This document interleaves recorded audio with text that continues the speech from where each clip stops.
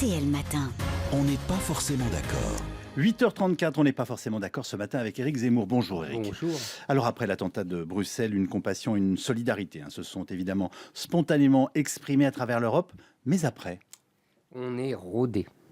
On a nos repères, nos habitudes, nos bougies qui éclairent longtemps et nos silences qui durent plus d'une minute.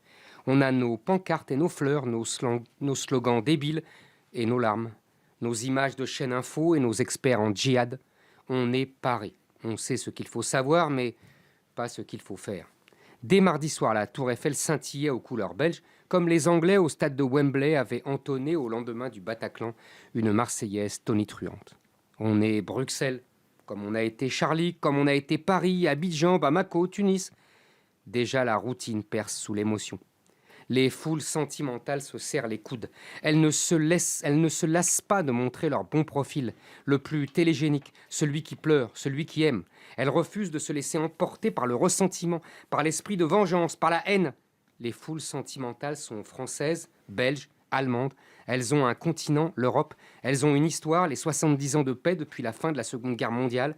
Elles ont une idéologie humaniste, un succès d'années à batardi et laïcisé, du vieil universalisme chrétien à un « tous les hommes sont frères », dont le seul inconvénient est de ne pas être réciproque. Elles ont des institutions, celles de l'Union européenne, qui croient qu'on règle tout par la norme et par le droit. Elles ont des États qui pensent, les naïfs, qu'en donnant l'exemple du désarmement, les autres suivront.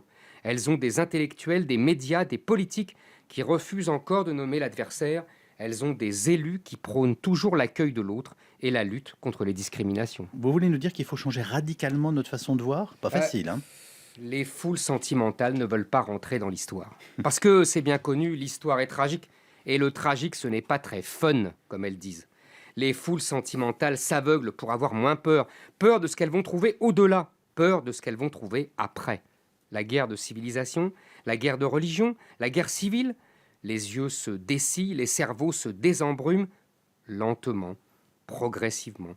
Les analyses se multiplient sur la puissance de l'islam salafiste répandu sur la planète par l'Arabie saoudite, sur les conséquences de l'immigration massive de populations venues du Rif marocain, comme si on vivait une seconde guerre du Rif un siècle après la première, sur les liens entre trafic de drogue et djihadisme, sur la complaisance des pouvoirs publics, sur leur volonté d'acheter la paix sociale, sur leur désir tacite d'enrichir les plus pauvres au détriment de la santé des plus riches.